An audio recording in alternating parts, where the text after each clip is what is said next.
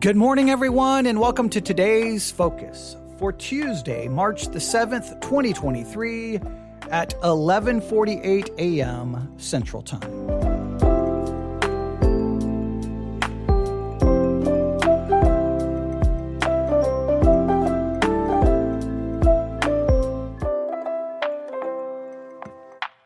Today's Focus, Gen Z and Jesus.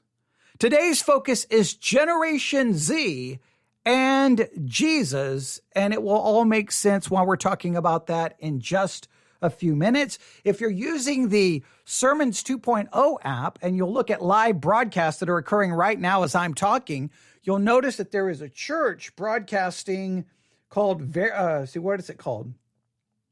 Verity Baptist Church. I'm assuming I'm saying that correctly. Verity, Verity Baptist Church. And if you click on that broadcast right now, you'll notice that it's a youth conference, which is kind of ironic, kind of interesting, kind of cool, because I'm getting ready to talk about Gen Z and Jesus, and there's a youth conference happening right now on the Sermons 2.0 app. So when you're done listening to me, I would challenge you to go watch the youth conference happening on the Sermons 2.0 app, just so that you can see how they are ministering and approaching and what they're telling and talking to the youth about.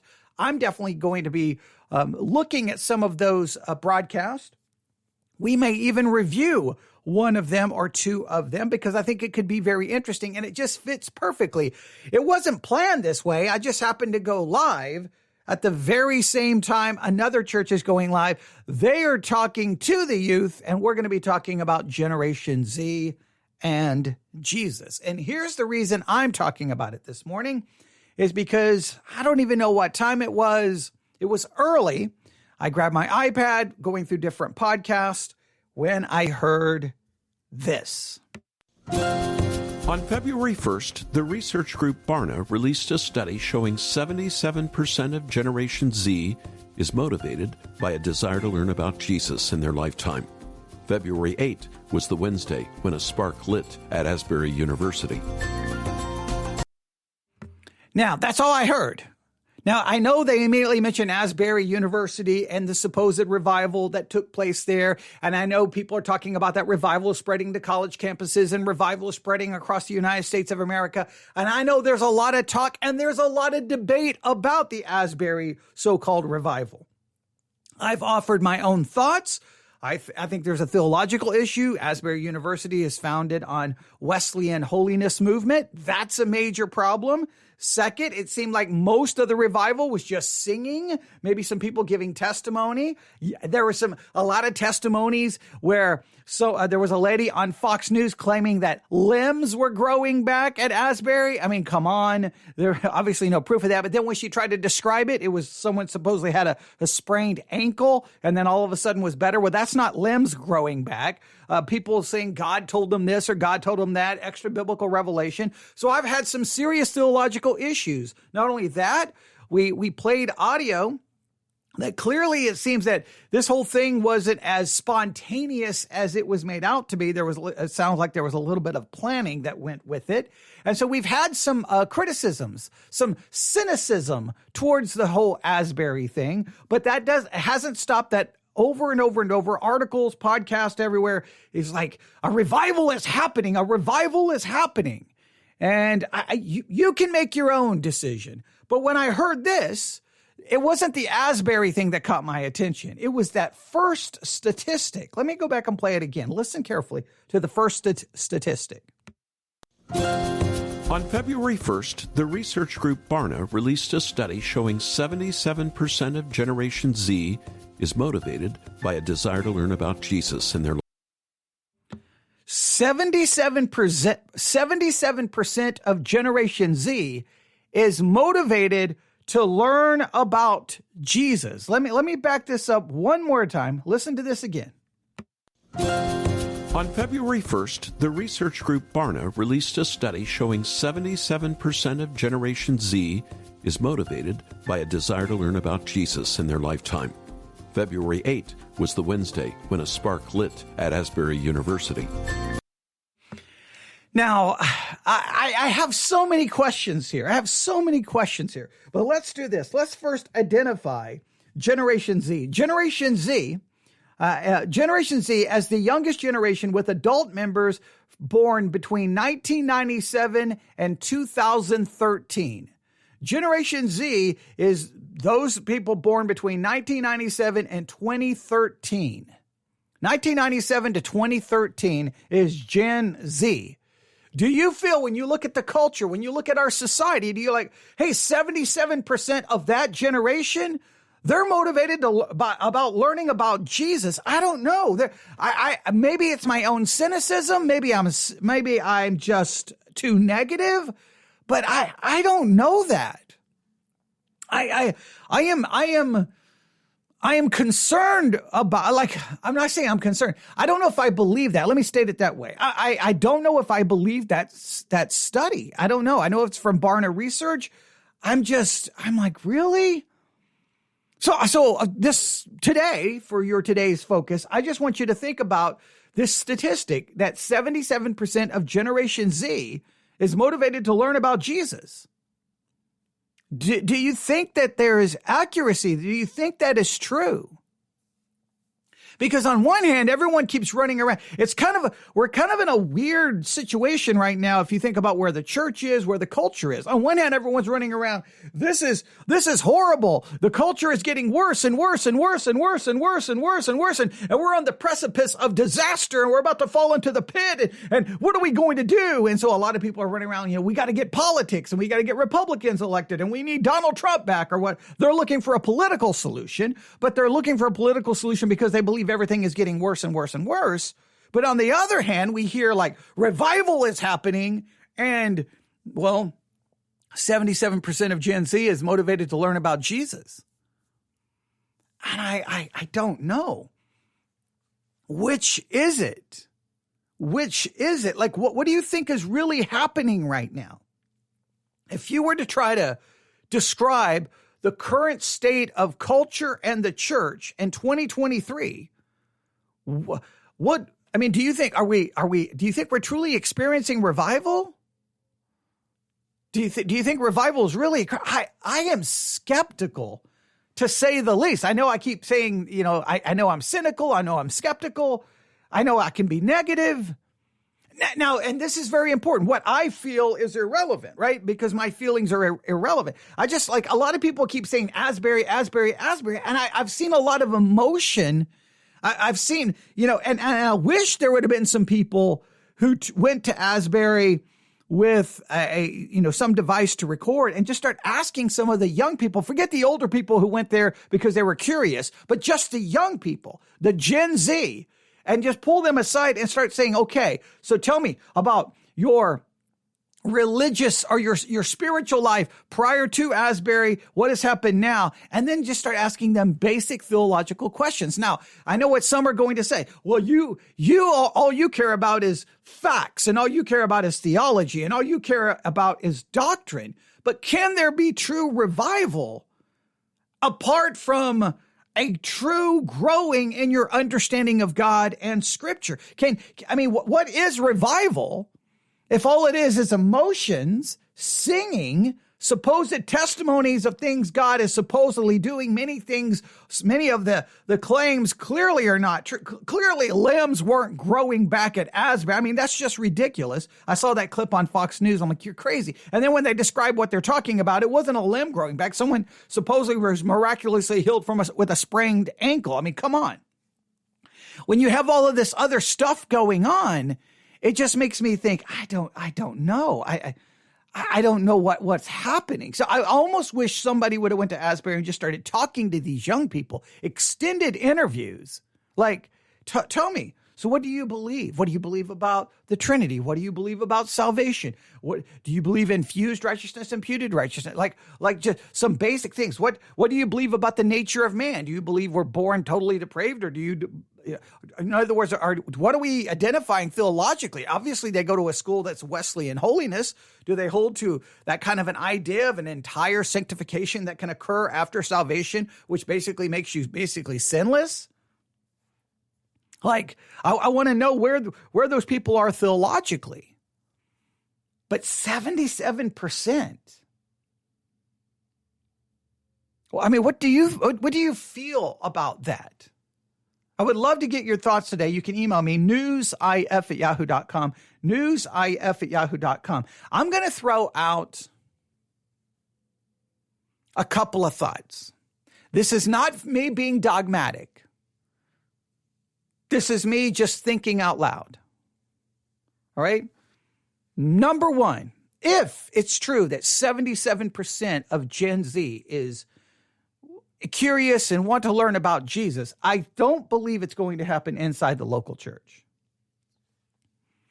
I think Gen Z may be interested in Jesus. I'm not going to question that. Let's just say if it's true, I believe that their interest in Jesus will not translate to church. I think they will view the church with skepticism, cynicism.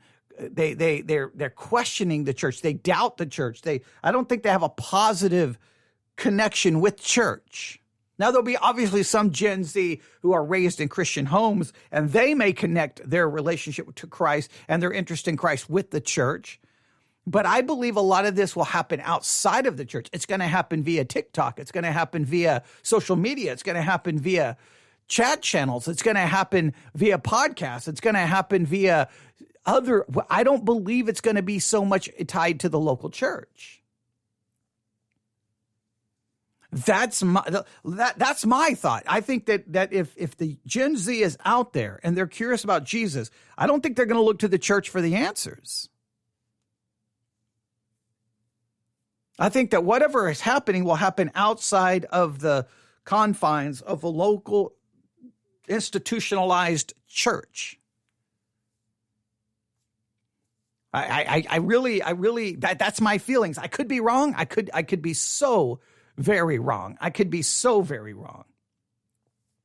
All right. So that's my first thoughts is that if this is true, it won't happen inside the church. Secondly, if it is true, then what can the church do, even though that it may not translate to them coming inside the local church? What can we do to then try to teach them about Jesus where they are? Now, obviously, I think podcasting is obviously, you know how committed I am to that. That's why our podcast is on every podcasting platform on the face of the earth. That's why we're on Pandora. That's why we're on Spotify. That's why we're on the Deezer music streaming service. That's why we're on YouTube. We're going to be on YouTube Music once they start adding podcasts. We're on Amazon Music. That's why, we're anywhere I can find to put the podcast, I will put it there, because I don't think many of them will look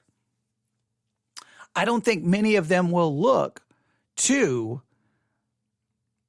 traditional outlets. I don't. In fact, I'm going to look at something really quick. I think I have the breakdown of demographics for our podcast, so at least from one app. And now this doesn't give us all of our statistics.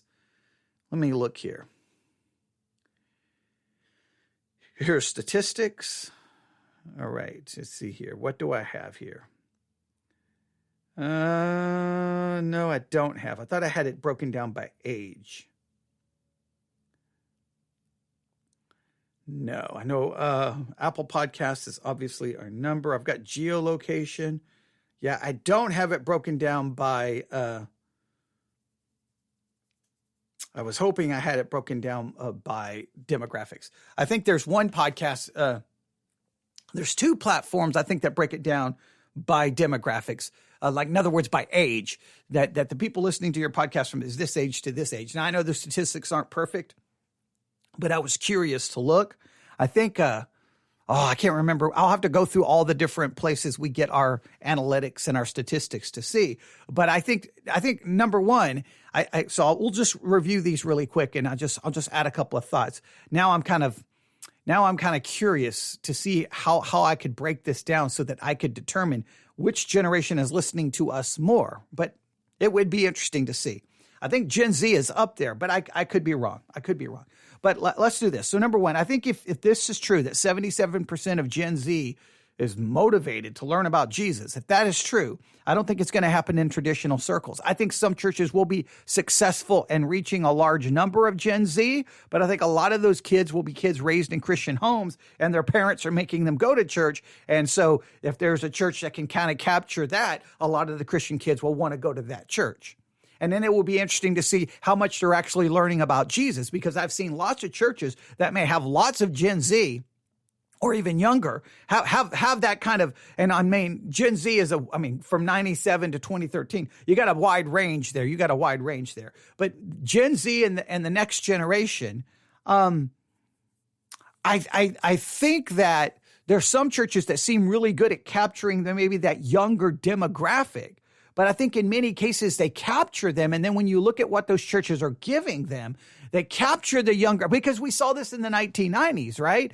We saw a lot of churches capturing a younger demographic, whether it was youth to young adults to young couples, but it was all fluff and nonsense. And they weren't, in other words, you would meet these people who were going to church, but they were theologically illiterate, biblically illiterate, but they were going to church and there was activity and there was praise music and they loved the facilities and they loved the community and they loved and so what did they get? So I think there's going to be, I think a lot of this is going to happen outside the church, and the churches that do capture this demographic, I think in many cases won't really give them what they really need. That's my own feelings. I could be wrong. All right. So I don't think it's going to happen inside the church. And number two, I think the church has to ask itself, what can we do to try to reach that generation where they are? Because I don't think they're coming to the church. So then how do you utilize technology to reach them? And you got to be careful, because let's say you're using TikTok. I mean, those little short videos, what can you do there? What can you do in a couple of minute long video to really start reaching that generation? A lot other than you can use it to bring them to something deeper. But how are churches going to utilize that? Typically when churches when they see, this is what I always feel happens, is when the church realizes there's the demographic and they're the ones interested in Jesus or something's going on here, the church usually panders to them, right? The church tries to be cool. They try to be hip. They try to speak their language. They try to dress their way. They try to be like them. And it feels like it's pandering. It's almost like a politician being whatever they need to be in order to get votes. And there's no authenticity. There's no realism. In many cases, there's no depth. It's just all show. So that I think the church is going to have to find a way to be authentic and real to try to reach them about Jesus. Right? So, number one, I think it's very important that if Gen Z is this interested in Jesus, it will happen outside the church. Number two, when the church is trying to reach Gen Z, we're going to have to find a way to go to where they are, but we're going to have to go to where they are at the same time maintaining an authenticity and a realism. So we're not simply pandering or pretending to be something that we're not, so that we can look hip, cool, or that we can say we speak your language. I think that's ridiculous. All right, number three, I think this is important. We're going to have to really pay close attention. Is Gen Z really interested in learning about Jesus, or is Gen Z really interested in taking the Jesus concept? And I know Jesus is obviously the eternal Son of God, but they almost see Jesus as more of a concept, more of as a philosophy, more of as a representation of something, and they begin to recreate Jesus into their own image. Does Gen Z really want Jesus, or does Gen Z want their own Jesus, their own personal Jesus, to quote a famous song? Not for Gen Z, a song for an older generation, okay? Depeche Mode, personal Jesus. Okay, all right, we won't go there. All right, but I wonder if that's because does Gen Z really want Jesus, or do they really want a Jesus of their own making? Do they want a Jesus that created them in his image, or do they want a Jesus that they will create in their image? And that is true of every generation who supposedly wants Jesus, because I think every generation takes Jesus and tries to morph him into what they want. You could argue that the older generation, right, many of the boomers, want a Jesus that is wearing a Make America Great Again hat, wrapped in the American flag who's a Republican and who's got 3 guns. That's the Jesus they want. So you could say boomers, in many cases, who want Jesus have taken Jesus really as simply a symbol of their political ambitions. He's the person that they use to justify their political longings. Well, that is of no value. So I don't think Gen Z is the first generation that would try to do this. But if we have a Gen Z, like, it's going to be weird. You're going to have the boomer Jesus and then the Gen Z Jesus. So if 77% of Gen Z wants to learn about Jesus, I think it will happen outside of the church. Number 2, the church has to find a way to reach them. But doing so, we have to be in a way that's real, that's genuine, that's real, that's authentic, where we don't, and we really actually teach them about Jesus. And number 3, we're going to have to look to see, does Gen Z really want Jesus? Or do they see Jesus as somehow a symbol, something that they're going to try to create into their own image? Now, a lot of people think revival's going on. I am skeptical. I am skeptical. Let me ask you this question. By the end of 2023, let me just ask this question. But if we get to the end of 2023, and if churches continue to decline, we could ask this question. Do you think it can be legitimate revival? And the legitimate revival happens outside of the church and never enters inside the church? Would that be a legitimate revival? I think that's a good question to ask. I think it's a good question to consider. But when we get to the end of 2023, if the church is continuing its decline in attendance and membership and all of the other problems churches are having, if that continues on a downward decline, but if we look around and people are just as theologically and biblically illiterate, doesn't matter how many emotional experiences they had, doesn't matter how much they cried, how much they sang, how excited they got, would you still think revival occurred if by the end of 2023, it's a lot of emotional stories, a lot of experiences, but people still don't have any doctrine or theology? Would you be just as yay, or would you be like, oh man, what was this? So if 77% of young people want to learn about Jesus, Gen Z, I think it's going to happen outside the church. 2, the church has to find a way to get to them, but we got to get to them in a way that's real, authentic, and we actually teach them about Jesus and not just pander to them. Right? I think those are some big issues. And number 3, does Gen Z really want to learn about Jesus, or does Gen Z looking for a Jesus that becomes like they create their own personal Jesus? And I guess you could throw in a number 4 there if you want that. Do you think if it's true revival, can it happen apart from the church, or will it require the church? I mean, obviously you've got the movie right now, Jesus Revolution, that's making all kinds of money, and everyone's like, see, this is a sign of revival. This is a sign of revival, which deals with the Jesus movement and the basically from the hippie movement into the Jesus movement and the beginning of Calvary Chapel. And there may be some lessons to learn there, but when that was all said and done, I mean, I don't know when it was all said and done, what did it look like? Now the movie's going to, focus on all of the positives, but if someone was to really go back and look at it with a critical eye, sometimes when you look at the supposed revivals that take place and then you step back, like if you focus in on what's happening at the moment, you see this like, oh, look at this. But sometimes when you step back and you look a year later, 2 years later, 5 years later, 10 years later, you're kind of like, well, what happened?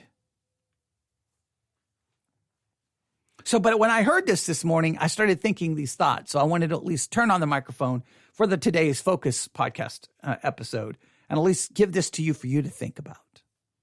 What are you feeling right now in regards to what's happening? I'll just kind of leave it there, and you can tell me what you think. You can email me, newsif@yahoo.com, newsif@yahoo.com. That's newsif@yahoo.com. If 77% of Gen Z are interested in learning about Jesus, I feel it's going to happen outside the church, not in the church. What do you think? Number two, if it's going to happen outside the church, I believe the church has to find a way to get to those young people, right? But we need to do so in a way that's authentic, that's real, that we're not pandering, and actually give them something more than just an experience, nothing more than just, I hate to say it, using them to build our own ministries and our own platforms and our own fame. I think a lot of time when you have people hungry for Jesus, the church sweeps in, and I know I'm adding this to what I've said earlier, and we see them as a market, like they're the demographic that we can use to build our church, our ministry, our platform. And in other words, they just become disposable. We use them for our own benefit. And there's a lot of that happens. Number three, if Gen Z really is interested in learning about Jesus, do they want the Jesus of Scripture, or they just want to use Jesus and basically create their own personal Jesus? And number four, I'll just throw this in there. If revival is happening, is it truly revival if it's apart and outside of the church?